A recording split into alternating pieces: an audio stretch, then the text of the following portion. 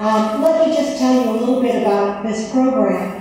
I interview the authors, and I think they're going to probably have a go at me, too. And if there's anything I haven't already told them, I got that. Normally, I take questions from the audience, but when they have a crowd of 150, that's a little bit tougher to do. So if I don't take questions, if I dry up, I might take one or two. But if I don't take questions, you are welcome to ask the authors, all the authors, any questions you like during the signing portion, after we're done with our chat. How's that? You go for that?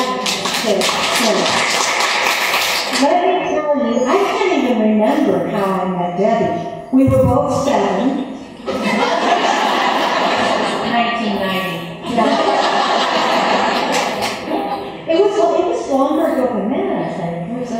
She once sat in my car in a Baskin-Robbins parking lot while we got real sick and died. I remember that, in Tempe, Arizona. But how I met Jodi, Debbie called me and said, I'm meeting Jodi Thomas in Las Vegas for a brainstorming session. We like to plot together. Join us for lunch. I'm still really intrigued by that because I never like anybody's ideas but my own. So the idea of these two enormous best-selling authors getting together in a hotel room to plot out a bunch of books just kind of blows me away. How did that get started, Debbie? Either one of you. I just admire Jodi so much, and as a writer and as a person, and especially as a friend. And she has great ideas, and so we just talk. I just give her a premise, and then we talk about it, and she does the same with me. We did it a couple of times. Yes. Miami. Oh. How much you like me? I remember the first time I met Debbie, we were in Dallas, and many years ago, and I walked up with my editor, and she was standing with her editor, and I couldn't even talk. I was so nervous meeting this person I had read and loved and modeled after, and I was just fascinated, and I was just standing there without being able to say a word, and Debbie just hugged me and said, "Oh, you're one of my favorite authors," and I will never forget that, because my editor said, "May we quote you on that?" We're all such a bunch of saps. You know, all you have to do is tell us that we're the greatest authors. That's it. We're best friends from now on. I would like to go way back a little bit.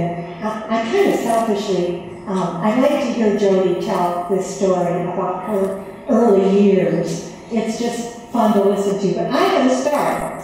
I'm going to tell you how it was when I got started. When I started writing, I worked not on a computer, but on a typewriter with carbon copies. And that was back when cut and paste meant literally cut and paste. And when the manuscript came back to me for revisions, I revised, added pages, subtracted pages, cut and pasted, and this 400-page manuscript grew into a 600-page manuscript. And it was my entire grocery budget for a month to get a Xerox copy made. Copies were 15 cents a page. And I think I spent about that much money on groceries every month.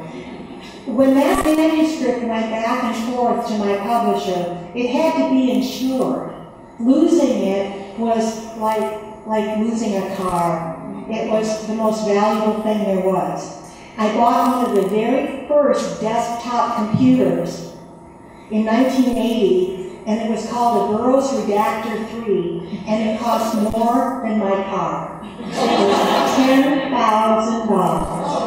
I got a $10,000 book contract, and I signed it all the way to Burroughs. And I had to slide a floppy disk in to make the program work, and a floppy disk in to make to save the material. And it didn't save all that much. It was quite an ordeal. But in a mere 8 to 10 hours, I could print it out.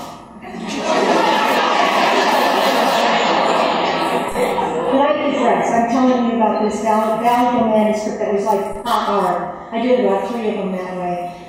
But really what I want to talk about is when I started, when the kids were little, I had the most perfect husband in the entire world now. Then he was not so much fun. Then he would ask me if the children were getting enough attention while I was worrying myself over that manuscript on the dining room table. He used to come home from his long day at his Air Force job and be impressed that I had the children ready for bed. They hadn't been out of their pajamas.